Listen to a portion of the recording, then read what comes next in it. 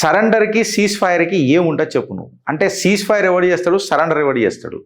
మళ్ళీ మీ నాయనమ్మ వెనకటికి పాకిస్తానీ సోల్జర్లను సరెండర్ చేయించింది. మీ రికార్డ్స్, మీ ఆర్కైవ్స్ కరెక్ట్గా చదువుకున్నా మీకు ఈ జ్ఞానం పెరుగుతుండే.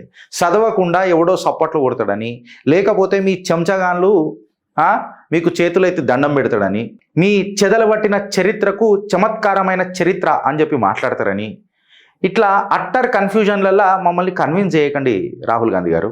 ఈ మాట నేను ఎందుకు అంటున్నానంటే, నరేందర్ సరెండర్ అని చెప్పి Trump, USA president, American president Trump చెప్పంగానే నరేంద్ర మోదీ భయపడిపోయి సీజ్ ఫైర్ చేసిందని ఎక్సెట్రా మాట్లాడుతున్నారు కదా.